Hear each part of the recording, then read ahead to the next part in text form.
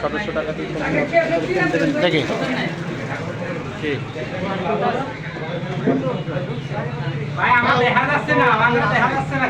দেখা যাইব সবাই রে, খালি রিপন ভাইরে দেখা যাইব না, আর মধ্যে রিপন ভাই থাকবো না। রিপন ভাই ছাড়া সবাই আসবো।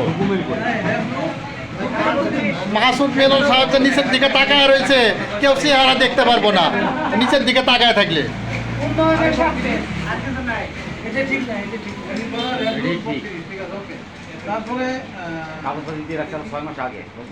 আলিমে কি হাসিটা দিচ্ছে রে বাবা রে বাবা। ভাই ভিডিও করি না ভাই, দেখতেছি যে কেমনে ভালো দেখা যায় নাকি, একতারই ভালো দেখা যাচ্ছে কিনা এই জন্য।